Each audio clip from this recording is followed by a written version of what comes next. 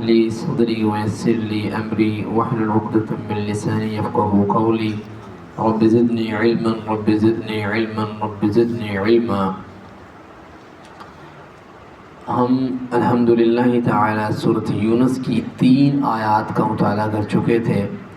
سورۃ یونس کی دوسری آیت میں ایک جملہ ہے ان ھذا لساحر مبین، کہ یہ تو کھلا جادوگر ہے، یعنی نبی کریم صلی اللہ علیہ وسلم کو مشرکین مکہ کی جانب سے یہ کہنا گویا جھوٹ باندھنا تھا، اور جانتے سب تھے کہ کوئی مسئلہ مسائل نہیں ہے۔ انہوں نے بیٹھ کے، ان کی پوری ایک کمیٹی بیٹھی تھی، ٹھیک ہے، پورے ایک لوگ بیٹھے تھے، بڑے بڑے جو سردار ہیں، یہ سوچ بچار کے لیے کہ ہم کیا کہیں لوگ ان کی طرف مائل نہ ہوں۔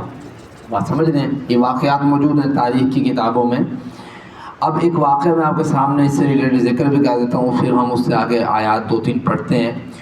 واقعہ ہے ضماد ازدی کا، یہ صحیح مسلم میں کتاب الجمعہ میں موجود ہے۔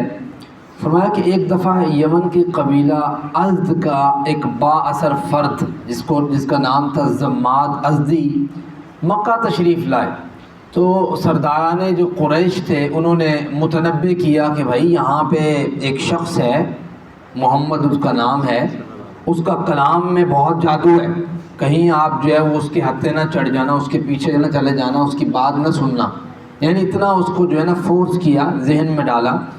تو ضماد ازدی جو ہے وہ جھاڑ بوجھ جو مطلب ایسے کر لے دم وغیرہ جانتا تھا، تو اس نے خیال کیا، اس نے کہا کہ بھی میں عقل مند آدمی ہوں، مجھے اس کی بات اچھی لگے گی تو قبول کر لوں گا، اگر اچھی نہیں لگے گی تو میں نہیں قبول کروں گا، بھائی جاؤں تو صحیح، ان کی باتوں میں کیوں آؤں۔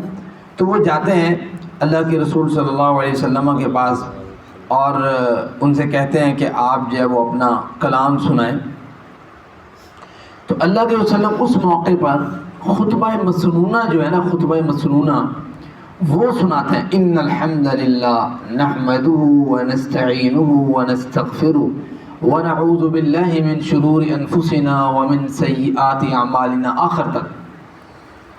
میں یہ سمجھتا ہوں اس کا ترجمہ جاننے کے بعد کہ اسلام کا اگر شارٹ فارم میں کوئی تعریف کی جا سکتی ہے، ڈیفینیشن کی جا سکتی ہے، تو یہ خطبہ مسنونہ کے اندر موجود ہے، یعنی اتنا سا خطبہ مسنونہ ہے چھوٹا سا، اور اس کے اندر اسلام کی تقریباً ہر چیز، آپ دیکھیں بدعت کے متعلق بھی اس میں ہے، شرک کے متعلق بھی اس میں ہے، اللہ کی گواہی کے متعلق بھی ہے، نبی کریم صلی اللہ علیہ وسلم کی گواہی کے متعلق بھی ہے، اپنے سارے اعمال کس کے لیے اس کے متعلق بھی ہے، یعنی تقریباً اسلام کی جو بیسک تعریف ہے وہ ساری اللہ تعالیٰ نے ڈیل کے ساتھ خطبہ مسنونہ میں رکھی ہے۔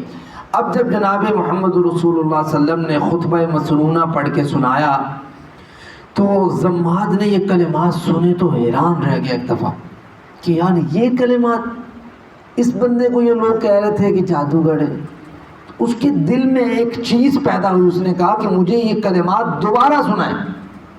اللہ کے وسلم نے پھر خطبہ شروع کیا، ان الحمد للہ نحمده ونستعینه ونستغفره ونعوذ باللہ من شرور انفسنا، دوسری مرتبہ کمپلیٹ کر کے ضماد پھر کہتا ہے کہ ایک دفعہ دوبارہ سنائیں۔ اس میں کیا کمال کے الفاظ ہیں، کیا بلاغت ہے اور کیا فصاحت ہے، کیا عربی کے الفاظ کا چناؤ ہے، اور کیا ایک بیسک تھاٹ، سوچ ہے کہ کوئی چیز ہے، کوئی ایسا نہیں ہے کہ اپنی طرف سے کلام لکھا ہو، ایسا کچھ نہیں ہے اس میں۔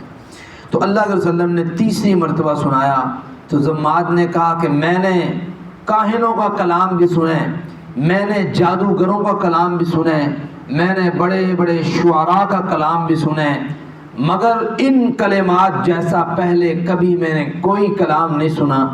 بے شک یہ کلمات تو ایسے ہیں کہ گویا انسان سمندر کی گہرائی میں ڈوبتا ہی چلا جا رہا ہے، اس سمندر کی گہرائی میں جانے والے کلمات ہیں۔ تو پھر اس نے اللہ کے وسلم کا ہاتھ پکڑا اور کہا کہ میں آپ کے ہاتھ پہ بیعت کرتا ہوں، اشہد ان لا الہ الا اللہ واشہد ان محمدا عبدہ ورسولہ۔ کلمہ پڑھا تو اللہ کے وسلم نے فرمایا اپنی قوم کی طرف سے، تو ضماد نے کہا کہ یہ میں اپنی قوم کی طرف سے بھی بیعت کرتا ہوں کہ میں ان کو جا کے اسلام کی دعوت دوں گا۔ تو یہ ہے ضماد ازدی کا واقعہ، جہاں پہ بھی قرآن کریم میں ڈسکس ہوتا ہے کہ کفار اور مشرکین مکہ یہ بات کہہ رہے ہیں کہ بھئی آپ تو جادوگر ہیں، تو وہاں پہ ضماد ازدی کا یہ واقعہ یاد آتا ہے، اور بھی بہت سے دیگر واقعات ہیں اس سے ریلیٹڈ۔ آج کی ایک دو آیتیں پڑھ لیتے ہیں۔ الیہ مرجعکم جمیعا، اللہ تعالیٰ فرماتے ہیں کہ یہ آیت نمبر 4 ہے سورہ یونس کی، کہ تمہارا سب کا لوٹنا جو ہے وہ سب کا میری طرف لوٹنا ہے۔ وعد اللہ حقا، یعنی انسان نے مرنے کے بعد اللہ کی طرف جانا ہے، یہ اللہ کا سچا وعدہ ہے۔ جب آؤ گے تمہیں لگ پتہ جائے گا کہ واقعی آنا تھا۔ یہ تو اب پتہ نہیں، اللہ تعالیٰ نے ایک چیز تو آپ کے سامنے رکھ دی کہ مرنا ہے، موت آنی ہے۔ یہ تو آپ کے سامنے، کون بندہ ہے جو اس کو ڈینائی کرے گا؟ کوئی ایتھیسٹ، کوئی بے دین، کوئی یہودی، کوئی عیسائی، کوئی ہندو، کوئی دوسرے مذاہب سے جتنے بھی دنیا میں موجود ہیں تعلق رکھنے والا، کوئی جس قسم کی سمجھ لے تنظیم سے تعلق رکھنے والا، کوئی شخص یہ کہہ دے کہ مجھے موت نہیں آنی، نہیں کہہ سکتا۔ یہ تو اللہ تعالیٰ نے ایک ایسی چیز ذہن میں ڈال دی ہے کہ بھئی موت آنی ہے، تو موت آنی تو گویا موت دینے والا بھی تو کوئی ہے، وہ اللہ کی ذات۔ اللہ فرمایا جو میں تمہیں موت دے سکتا ہوں، تمہیں میں بنا سکتا ہوں اتنے سے نطفے سے، تو الیہ مرجعکم جمیعا، میرے لیے تمہیں دوبارہ واپس لوٹانا کیا مشکل ہو سکتا ہے۔ وعد اللہ حقا، یہ اللہ کا وعدہ پکا اور سچا وعدہ ہے، اس میں کوئی شک اور شبہ والی بات نہیں ہے۔ انہ یبدأ الخلق، دیکھو اللہ نے ابتدا سے پیدا کی اپنی ساری مخلوق کو، کچھ تھا نہیں تھا، اللہ تھا، کچھ نہیں ہوگا اللہ ہوگا۔ اب بات یہ ہے کہ یبدأ الخلق، کہ اس نے ابتدا سے مخلوق کو پیدا کیا، ثم یعیدہ، پھر اسے اللہ واپس لوٹائے گا۔ سب نے مر جانا ایک دفعہ، ایون دنیا میں بھی جو موجود ہیں فرشتے جنات، سب نے ایک دفعہ اللہ تعالیٰ نے ان کی روح قبض کر لی، دوبارہ اللہ تعالیٰ نے اٹھانا ہے پھر ایک ایک کر کے۔ میں ثم یعیدہ، پھر میری طرف تمہارا لوٹنا ہے۔ لیجزی الذین، اچھا اب کنسپٹ اسلام کا یہ ہے کہ بھئی لوٹنا کیوں ہے؟ بھئی ایک دفعہ بندہ مر گیا چھوڑے، بات ہوتا ہے نا بندے کے ذہن میں آتا ہے، جو ایسے لوگ ہیں جو دین سے تعلق نہیں رکھتے تو کہتا ہے بھئی بندہ مر گیا اس کو کیا ضرورت ہے اٹھانے کی؟ تو اللہ تعالیٰ فرماتے ہیں میں بتاتا ہوں کیا ضرورت ہے۔ ضرورت اس امر کی ہے کہ لیجزی الذین، تاکہ جزا دی جائے ان لوگوں کو، آمنو جو ایمان لے کے آئے، وعملوا الصالحات، اپنی پوری زندگی نیک اعمال بجا لائے۔ ایک بندہ جس نے لوگوں کے گھروں میں ڈاکے مارے ہوں، ایک بندہ جس نے زنا کاری کی ہو، ایک بندہ جس نے دوسروں کی عورتوں کا تحفظ نہ کیا ہو، ایک بندہ جس نے ہر موقع پہ وعدہ خلافی کی ہو، ایک بندہ جس نے اپنی بڑی شریفانہ زندگی گزاری ہو، کیسے برابر ہو سکتے ہیں؟ ایسا تو نہیں ہے کہ دونوں مر گئے چلو ٹھیک ہے، ایسا تو نہیں ہوگا نا۔ اللہ تعالیٰ فرماتے ہیں لیجزی الذین آمنوا، ہم جزا دیں گے ان لوگوں کو جو ایمان لے کے آئے اور نیک اعمال کیے، اور ہماری جزا بھی ایسی ہوگی بالقسط، انصاف پر مبنی جزا۔ دنیا میں نہ تو انصاف پر مبنی جزا دی جا سکتی ہے، اور نہ ہمارے پاس اتنا وقت ہے کہ وہ جزا صحیح طریقے سے ہمیں دیکھی جائے۔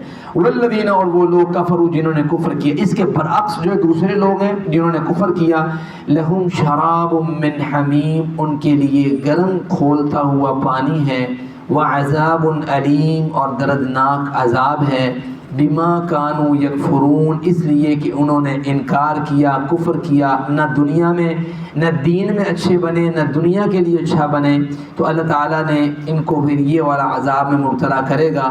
اللہم لا تجعلنا منہم، اے اللہ ہمیں ان لوگوں میں سے نہ بنانا، ہمیں پہلے لوگوں میں سے بنانا، اپنا فرما بردار، دنیا دین سب چیزیں بہترین انصاف کے ساتھ، وعدہ خلافی نہ کرنے کی توفیق دے۔ اللہ تعالیٰ جو ہم کام کریں سب نیک کام کو قبول بھی فرمانا، اور قیامت کے دن جنت کی صورت میں اس کا ثمرہ عطا فرمانا۔ وما علینا الا البلاغ۔